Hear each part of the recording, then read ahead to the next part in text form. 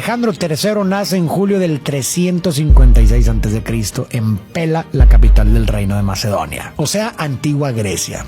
Y de momento no tiene el Magno en su nombre. Este es un título que el mundo le dará después. Este es el de niño. Bueno, no del todo, porque esto pasó hace muchísimo tiempo y en ese entonces no había cámaras, ni fotos, ni nada parecido. Solo quedaron algunos escritos y esculturas hechas en su honor, que hoy nos ayudan a imaginar cómo pudo haber sido. Por eso, para este video usamos dramatizaciones basadas en lo que se sabe de su vida. Al tratarse de hechos históricos tan antiguos, no todo se puede comprobar con un 100% de certeza, pero lo que escucharás a continuación es lo que los historiadores han logrado reconstruir hasta hoy. Alejandro nació siendo hijo del rey Filipo II de Macedonia, un estratega brillante perteneciente a la dinastía Argeada. En el momento de su nacimiento, Filipo se encontraba en pleno proceso de unificar el territorio griego, porque sí, Grecia fue de las civilizaciones que marcaron un antes y un después en el arte, filosofía y arquitectura, pero estaban lejos de ser un país unido. Era un conjunto de ciudades, estado independientes, llamadas polis, como Atenas, Esparta, Tebas o Corinto. Cada una tenía su propio gobierno, sus leyes, su ejército y hasta su moneda. Y aunque a veces se aliaban, existían tensiones, traiciones y las guerras eran constantes. Sin embargo, no siempre fue así. Aproximadamente 100 años antes del nacimiento de Alejandro, todas estas polis lograron unirse temporalmente frente a un enemigo común, el Imperio Persa. Desde lo que hoy es Irán, los persas intentaron conquistar Grecia y esa amenaza dio lugar a batallas legendarias como Maratón y las Termópilas, en las que los griegos por única vez lucharon juntos. Pero esa unidad fue breve. Con el tiempo, las viejas rivalidades reaparecieron y tras las guerras del Peloponeso, especialmente entre Atenas y Esparta, Grecia quedó profundamente debilitada, dividida y políticamente inestable. Filipo vio en ese caos una oportunidad. Fortaleció el reino de Macedonia con reformas militares. Entre ellas mejoró la falange e intervino en las polis griegas mediante guerras, tratados y alianzas estratégicas con un objetivo: unificar Grecia bajo su liderazgo. Sí, por poder, pero también para lanzar una campaña militar contra los persas, el eterno enemigo que seguía siendo una amenaza para la paz de Grecia. Alejandro crece en esta Grecia dividida y desde pequeño lo preparan para ser rey. Lo educan con el mejor maestro de la época, que es Aristóteles, uno de los filósofos más importantes de la historia. Con él aprende muchas cosas: filosofía, ciencia, ética, política, lógica y geografía. Todo lo que un líder necesita para entender el mundo. De su padre aprende lo otro: cómo liderar, cómo pensar en el campo de batalla, trazar estrategias y dominar ejércitos. De su madre aprende cosas distintas. Olimpia le habla de los dioses, de señales, de sueños, de dioses del Olimpo que bajan a la tierra para mezclarse con los humanos y hasta tienen hijos con ellos. De esta mitología, uno de los personajes más importantes era Zeus, rey del Olimpo y padre de muchos semidioses que se volvieron héroes, como Perseo o Hércules. Luego estaban sus hermanos, Poseidón, rey de los mares, y Hades, rey del inframundo. Esto era importante porque cuando empieza a conquistar otras tierras, va a saber cómo moverse entre dioses de otras religiones y adaptarse con respeto. Tanto así que incluso llegará a ser proclamado faraón en Egipto. Pero en un momento vamos con eso. Desde pequeño, la madre de Alejandro le decía que él no era hijo de Filipo, sino de Zeus. La leyenda cuenta que Olimpia soñó con una serpiente que se deslizó sobre su cuerpo la noche en que fue concebido, y Olimpia interpretó esto como una señal divina, así que le contó a Alejandro que era descendiente directo de los dioses. Además, los reyes de Macedonia afirmaban descender de Heracles, y su propia familia, la realeza del Epiro, decía provenir de Neoptólemo, hijo de Aquiles. Es decir, incluso dentro de la genealogía tradicional, Alejandro era visto como heredero de sangre heroica, y su madre le hablaba de esto con orgullo. Era como si desde la cuna le dijera que no era un niño cualquiera, era heredero del mito. Puede ser que por eso, desde muy joven, Alejandro empezó a obsesionarse con los héroes de la mitología griega, especialmente con Aquiles, a quien admiraba. Y esto es algo que encontré bastante interesante por las cosas que sucederán más adelante, así que tienes que conocer la historia de Aquiles para entender bien lo que vendrá. Aquiles nació siendo el hijo de un rey y una diosa marina, es decir, era un semidios. Pero su madre, que podía ver el futuro, sabía que Aquiles tenía dos posibles caminos: una vida larga, tranquila y sin gloria, o una vida corta pero inmortalizada en la memoria de los hombres. Tetis, como madre que teme por su hijo, intentó cambiar ese destino. Primero trató de hacerlo invulnerable, sumergiéndolo en las aguas del río del inframundo, sosteniéndolo solo por el talón y volviendo este su punto débil. Luego, cuando creció, lo escondió para evitar que fuera a la guerra de Troya. Pero en la mitología griega, el Moira,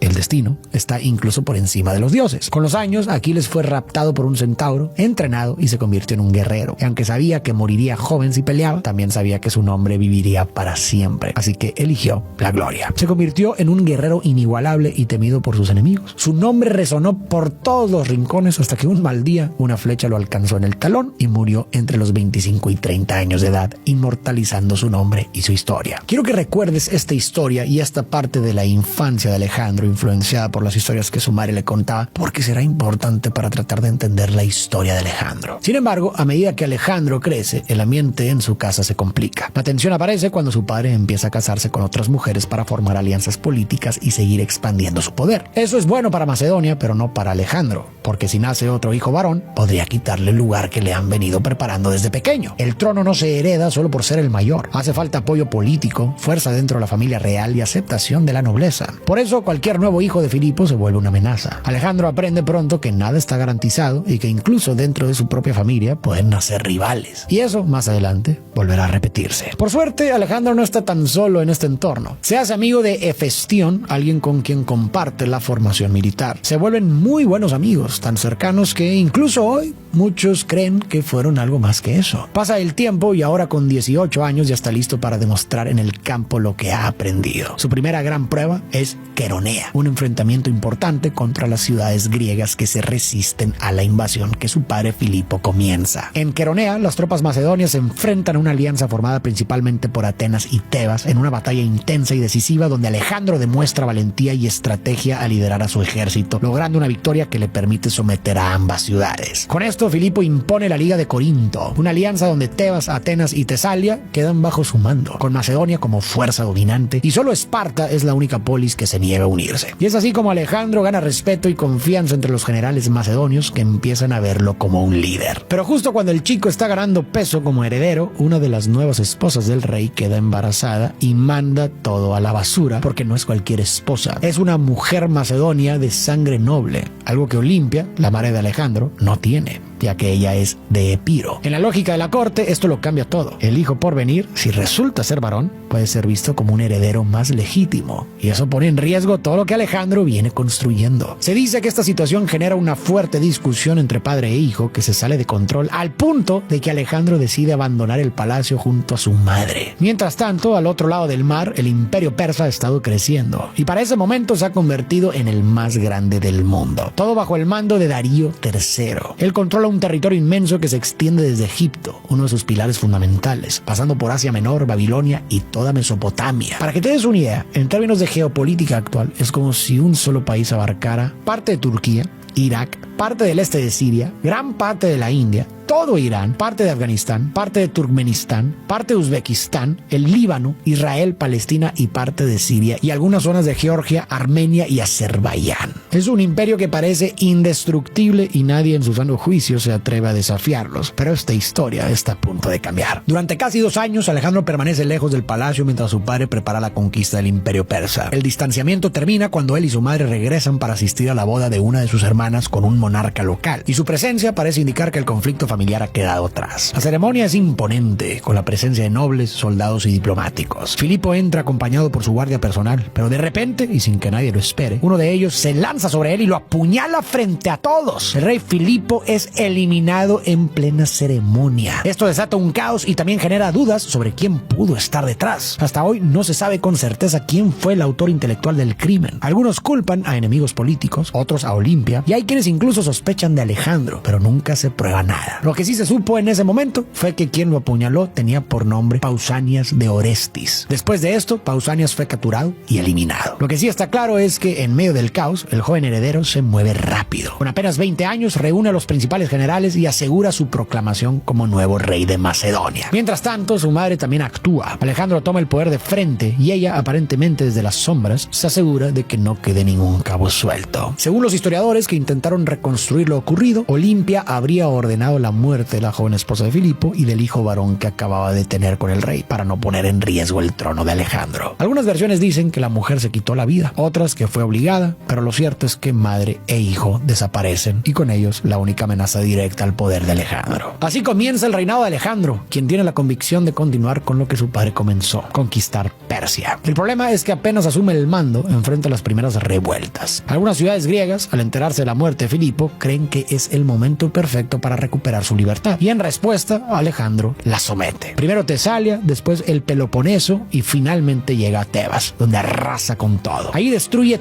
todo a su paso, vende a sus habitantes como y quema lo que encuentra. Esa demostración brutal de fuerza basta para que el resto de las ciudades griegas se rindan sin pelear. Ahora, con el control asegurado, convoca a la Liga de Corinto y se presenta como líder de la campaña, es decir, como comandante supremo de todos los griegos. Reúne un ejército de aproximadamente 40,000 soldados y cruza el Helesponto, o sea, Asia Menor, para iniciar una de las campañas más audaces de la historia: conquistar a los persas. Para que te des una idea, en este momento el imperio persa es tan grande que está dividido en regiones llamadas satrapías. Cada una está gobernada por un sátrapa, que es como un gobernador local con mucho poder. Estos sátrapas manejan el ejército de su región, cobran impuestos y administran justicia, pero deben responder ante el rey persa, Darío III. Y cuando los sátrapas se enteran de que Alejandro se acerca, los sátrapas de Asia Menor se reúnen para planear una respuesta. Menón de Rodas, un general griego que trabaja para Persia, les recomienda no enfrentarlo directamente. Propone usar tácticas para desgastar a los macedonios, cortar sus recursos y dejarlos sin suministros. Pero los sátrapas no están dispuestos a retirarse sin dar pelea. Ellos confían en su gran número de soldados y creen que pueden derrotarlo, así que deciden enfrentarlo. Alejandro no toma el camino habitual. Lleva 22 días marchando con su ejército hacia Asia y ya deja claro que no piensa como los demás. Antes de entrar en combate, se desvía para visitar la antigua ciudad de Troya, ubicada en lo que hoy es Turquía. Allí rinde homenaje en la tumba de Aquiles, el héroe que admiró desde niño. Le ofrece una guirnalda y realiza un ritual en su honor, como si buscara no solo protección, sino también legitimarse como su heredero. El chico está por comenzar la campaña más ambiciosa de su vida y lo hacía invocando la memoria del mayor guerrero de la mitología griega. Ahora, si nos detenemos a pensarlo un momento, la historia de Aquiles suena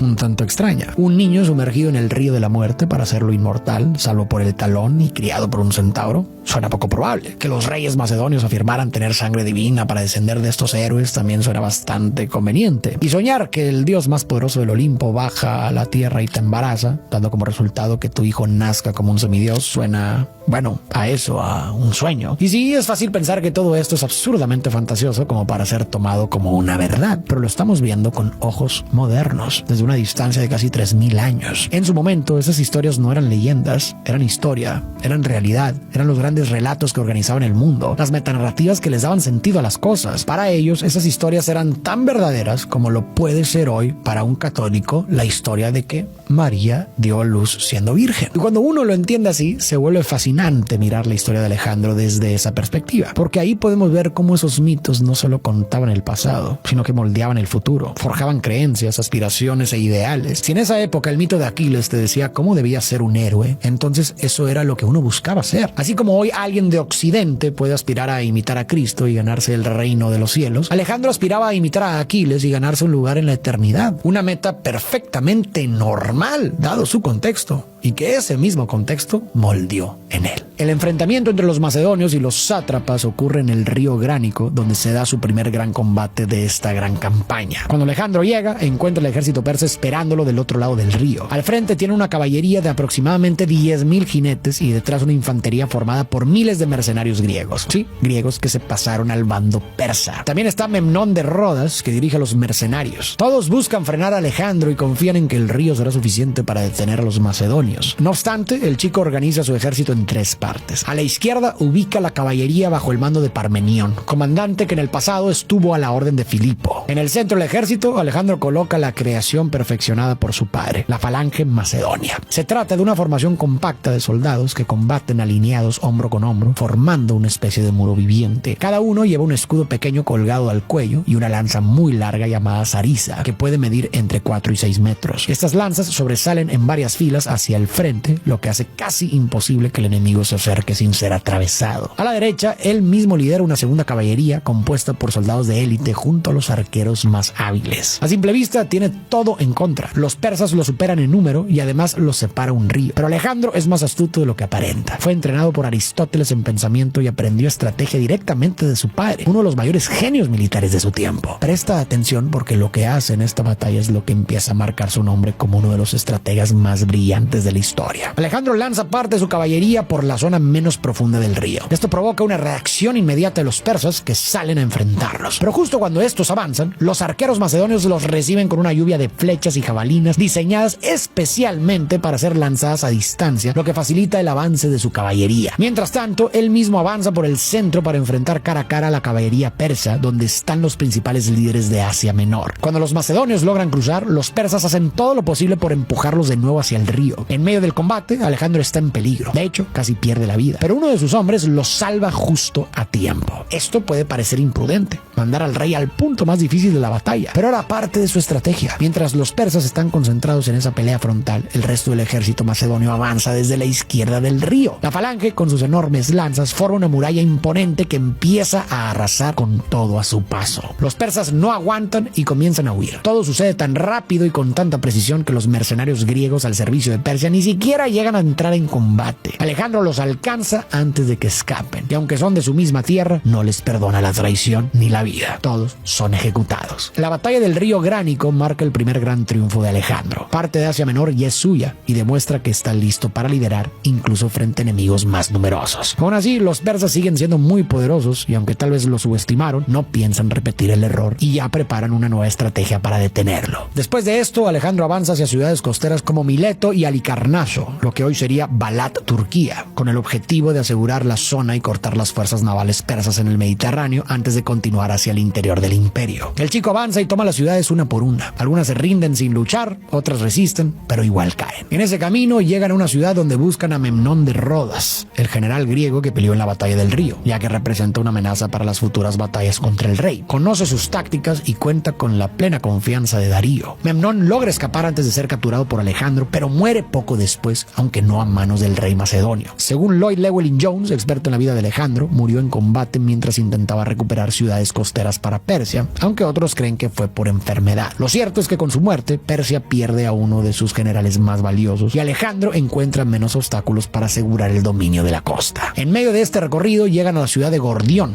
donde existe una antigua leyenda que dice que quien logra desatar un nudo atado al carro de un antiguo rey sería el dueño legítimo de Asia. Muchos lo habían intentado, pero nadie lo había logrado. Cuando Alejandro toma la ciudad, agarra su espada y corta el nudo de un solo golpe. Esto podría verse como una trampa, pero la realidad o el mensaje que da es que Alejandro está dispuesto a hacer lo que sea para lograr lo que quiere, adueñarse de toda Persia. En este punto ya ha pasado más de un año desde la primera batalla y el avance de Alejandro empieza a preocupar seriamente a Darío III. El territorio que ha conquistado no es poca cosa y cuando el chico llega a Siria, el rey persa decide intervenir en persona antes de que alcance el corazón de su imperio. De hecho, confía tanto en que su presencia como comandante le asegurará la victoria que lleva con él a toda su familia al campo de batalla. Su madre Sisigambis, su esposa Estatira y sus hijos. Puede que esto hoy parezca exagerado, pero en realidad no era tan extraño para los persas. En victorias anteriores, la familia real solía presenciar el triunfo del ejército desde una carpa o una colina cercana, pero esta vez Darío no dimensiona lo que está enfrentando. Cuando Alejandro llega a Isos, el ejército persa lo sorprende atacándolo desde atrás. Es la primera vez que se enfrenta cara a cara con Darío III. El rey persa intenta rodearlo por las montañas y cortar su línea de suministros, obligándolo a retroceder, pero en el proceso comete un error clave. Elige un terreno demasiado estrecho entre el mar y las montañas, lo que impide desplegar por completo su enorme ejército. En ese espacio reducido, no todos sus hombres pueden pelear al mismo tiempo, y eso reduce significativamente su ventaja numérica. La batalla comienza en ese paso angosto. Darío cree que el lugar le da ventaja porque obliga a los macedonios a luchar en condiciones difíciles. Además, su ejército lo supera en número, casi 2-1. Esta vez coloca a su mejor caballería a la derecha, pegada al mar, donde el terreno es más favorable para los caballos. En el centro ubica a los mercenarios griegos al frente de la formación. A la izquierda coloca a la infantería persa y él mismo se queda en la retaguardia, rodeado por su guardia personal de unos 10.000 hombres. Alejandro repite la estrategia que usó en el Gránico. Coloca la caballería macedonia cerca del mar al mando de Pamenión y la falange en el centro. Él toma posición en el ala derecha junto a su caballería de élite, arqueros y lanzadores, cerca de las montañas. El combate comienza con el choque de caballerías junto al mar. Los persas tienen superioridad numérica, así que Alejandro envía refuerzos desde su flanco. Mientras tanto, avanza con firmeza junto a la falange que enfrenta a los mercenarios griegos en el centro. La ofensiva macedonia es tan fuerte que comienza a romper las líneas enemigas. Alejandro se lanza entonces hacia el centro, donde está Darío, pero antes de alcanzarlo, el rey persa, al ver que sus tropas ceden terreno, decide huir del campo de batalla. En su escape, abandona su carro, su tesoro y a su esposa, sus hijas y su madre, que son capturadas por los macedonios. Sin embargo, Alejandro ordena que se les trate con respeto respeto y dignidad, lo que fortalece su imagen como un líder justo ante sus propios soldados y ante el mundo. Esto sin duda es una gran victoria, pero no la última, porque ganar una batalla no es lo mismo que ganar la guerra, y esta guerra los llevará a enfrentarse de nuevo en una batalla aún más grande, la misma que te conté al inicio. Tras la victoria, Alejandro toma el campamento persa y captura a la familia de Darío. Según el profesor Lloyd, usa ese poder a su favor. Cuando Darío se entera, le ofrece una enorme suma de dinero y los territorios ya conquistados con tal de recuperarlos, una oferta difícil de rechazar. Su amigo Hefestión le aconseja aceptarla. Al fin y al cabo, ganaron. Pero los persas siguen siendo superiores en número, recursos y territorio. Pero Alejandro lo rechaza todo. Su plan sigue en marcha. Y en lugar de perseguir a Darío o regresar a Macedonia, decide tomar rumbo a Egipto. En el camino va tomando una por una las ciudades costeras, lo que le lleva alrededor de 6 meses, dejando a su paso cuerpos, fuego y...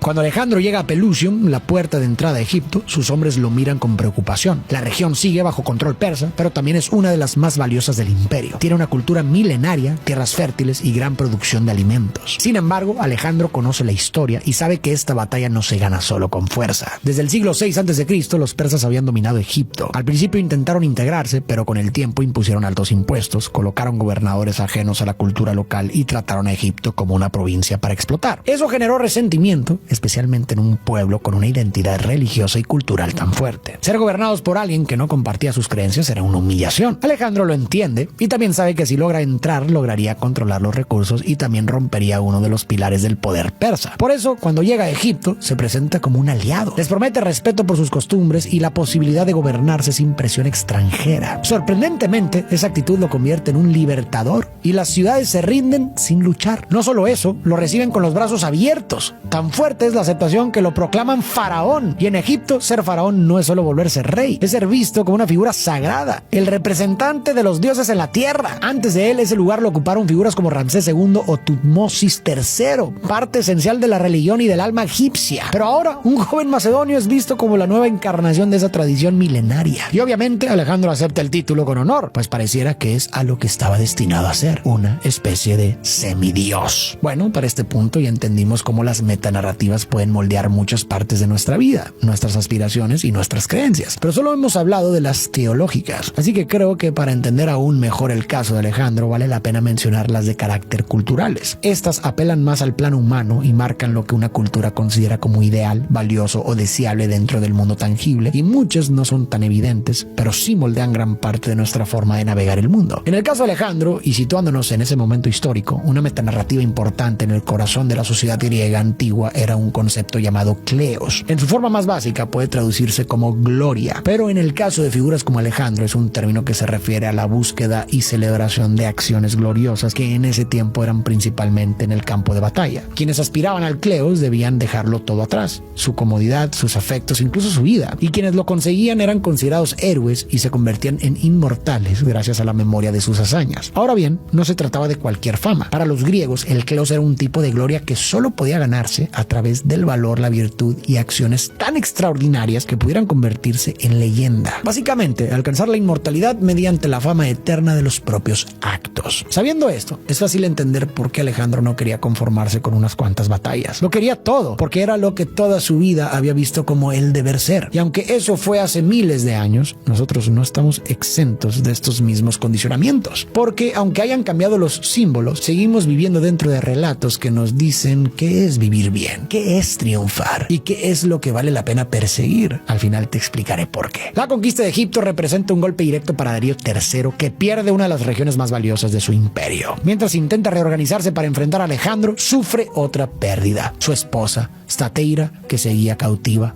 muere. Con la muerte de la reina, el imperio persa comienza a desmoronarse aún más rápido. Alejandro, por su parte, se instala en Egipto y funda una ciudad costera a la que llama Alejandría, la primera de muchas que establecerá en su avance por el imperio persa. La ubica en una zona pesquera con salida directa al Mediterráneo, cerca del delta del Nilo y conectada por rutas comerciales. Desde el inicio la convierte en un centro de comercio, cultura y poder gracias a su puerto natural que facilita el intercambio de mercancías, ideas y personas. La ciudad se planifica a su gusto, calles anchas, iglesias, templos, edificios públicos y más adelante la Biblioteca de Alejandría, que llegará a reunir el conocimiento del mundo antiguo. En este punto, Alejandro ya es rey de Macedonia, faraón de Egipto y comandante de uno de los ejércitos más eficientes de su tiempo. En pocos años pasó de asegurar su trono a gobernar vastos territorios que antes pertenecían al imperio más grande del mundo. Pero mientras expande su dominio hacia el este, en Grecia las cosas se complican. Muchos griegos comienzan a verlo como un tirano, alguien que amenaza la libertad de las polis. Esparta decide actuar y organiza una revuelta para liberarse del control macedonio. Sin embargo, enfrentarse al ejército de Alejandro no es fácil. Los macedonios ahora son una fuerza imponente, con soldados bien entrenados y disciplina férrea. La rebelión genera tensión en otras ciudades griegas que dudan entre apoyar a Esparta o mantenerse aliadas a Macedonia, provocando un clima de inestabilidad política. Alejandro, desde lejos, debe sostener su autoridad y mantener el control interno, sin perder de vista su ambición de seguir conquistando. A pesar de los intentos por desafiarlo, no logran vencerlo. Pasan 2 años y durante ese tiempo Darío se reorganiza y junta un nuevo ejército, mucho más grande que el anterior. Reúne tropas de todas las regiones del imperio, infantería, caballería, carros de guerra, mercenarios de élite y hasta elefantes. Sabe que la próxima batalla será decisiva, así que pone todo lo que tiene sobre la mesa. Antes de enfrentarlo de nuevo, intenta negociar. Le ofrece a Alejandro la mitad del imperio, la alianza matrimonial con una de sus hijas y mucho dinero. Cualquier otro lo habría pensado 2 veces, pero Alejandro no quiere la mitad, quiere todo y está dispuesto a avanzar hasta conseguirlo. La gran batalla que va a definir quién es el mayor conquistador de su tiempo finalmente llega. Los 2 ejércitos se enfrentan en la llanura de Gaugamela, un lugar elegido por el propio Darío, quien incluso lo prepara con anticipación para tener ventaja. Manda a limpiar y aplanar el terreno para que sus carros de guerra se muevan con libertad. Darío llega con todo. Tiene entre 200,000 y 300,000 hombres. Una fuerza enorme compuesta por caballería, infantería, carros con cuchillas y elefantes de guerra. Alejandro, en cambio, llega con un ejército mucho más pequeño. Unos 40,000 soldados y 7,000 jinetes. Pero sus hombres están unidos, entrenados, tienen experiencia real y confianza total en su líder. Lo que hace Alejandro en esta batalla es muy interesante. Las tácticas que usó antes contra Darío fueron similares, por eso es probable que el rey persa estuviera esperando algo parecido. Prepara una respuesta especial para la formación macedonia. Y sí, Alejandro vuelve a usar su formación clásica, la caballería en los costados y la falange al frente, pero esta vez cambia la estrategia. En vez de atacar de frente, avanza en diagonal. Al mismo tiempo, ordena una carga por el flanco opuesto donde la defensa persa es más débil. La idea es dividir al enemigo y romper su orden. Darío, al notar el movimiento, estira sus filas para cubrir el frente, pero eso debilita su centro. En ese momento, Alejandro cambia el rumbo y lanza un ataque directo al corazón del ejército persa. Cuando comienza el combate, los carros de guerra avanzan al frente. La infantería ligera macedonia se abre, los deja pasar y luego los rodea. Mientras tanto, la presión por el flanco derecho sigue funcionando. Darío se ve obligado a mover más unidades y eso debilita aún más su línea central. Ahí llega el golpe final. La caballería pesada rompe el centro persa. Los carros no logran abrir brecha, los elefantes no tienen espacio para avanzar y los soldados empiezan a desorganizarse. Darío, al ver que Alejandro se acerca, huye por segunda vez, dejando atrás a su ejército y la posibilidad de recuperar el control. El resultado es una victoria total para Alejandro. Gaugamela marca el fin del poder persa. El ejército vencedor entra en las principales ciudades sin resistencia y se hace con el control del territorio. Darío huye hacia el este, lo que marca el fin,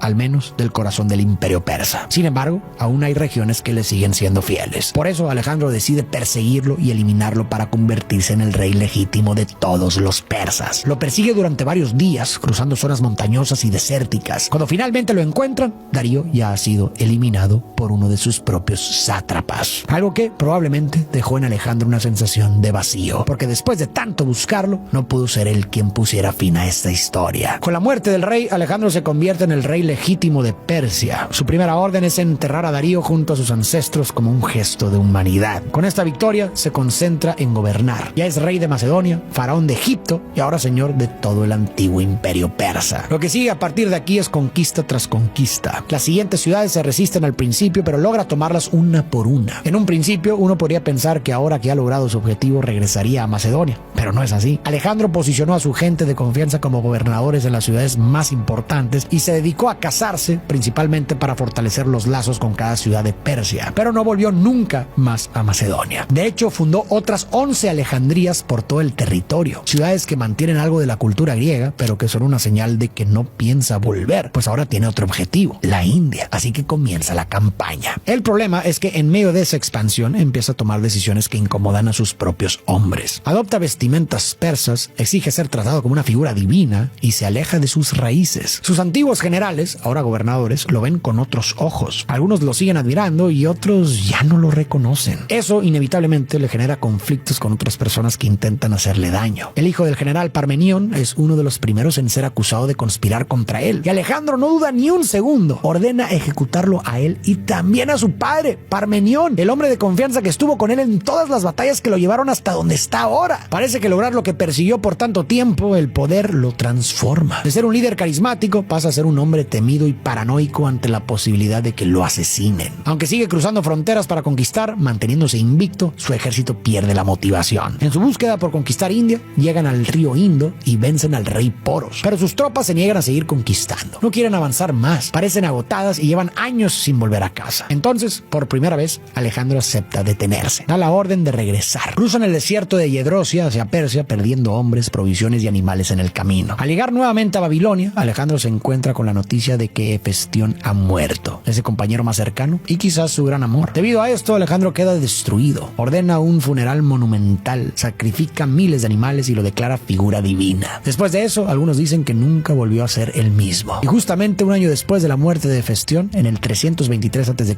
el gran Alejandro cae gravemente enfermo. Una fiebre lo consume por días, hasta que con apenas 32 años, el rey de Macedonia, faraón de Egipto y gran rey persa, deja este mundo. Las causas de su muerte aún no están claras, pero lo que se sabe, gracias a historiadores que han estudiado su vida a profundidad, es que pudo haber sido una infección, una última batalla que venció al hombre que conquistó el mundo, agravada por años de campañas. Su cuerpo fue embalsamado siguiendo la tradición de los faraones egipcios y trasladado a Alejandría, la primera ciudad que fundó. Sin embargo, hasta hoy no se ha encontrado su tumba. Tras conquistar un imperio gigantesco, Alejandro nunca volvió a Macedonia. Aunque heredó el trono familiar, su mirada siempre estuvo puesta hacia Oriente y jamás se preocupó realmente por gobernar su tierra natal. Esto tuvo como consecuencia que al morir su imperio quedara sin un líder claro. El vacío de poder que deja es enorme. Su hijo, Alejandro IV, aún no ha nacido y su medio hermano, Filipo III Arrídeo, tiene discapacidades que le impiden gobernar. Por eso los generales más cercanos a Alejandro toman el control. Al principio intentan mantener el imperio unido, gobernando en nombre de los herederos, pero la ambición y las diferencias terminan dividiéndolos. Cada general comienza a tomar su parte del territorio y a actuar por su cuenta. Ptolomeo se queda con Egipto y funda una dinastía que dura casi 300 años. Seleuco gobierna en Asia, desde Siria hasta Persia, creando el imperio Seleucida. Casandro controla Macedonia y Grecia, mientras Lisímaco se adueña de Tracia y partes de Asia Menor, lo que significó que el gran sueño de Alejandro de unir Oriente y Occidente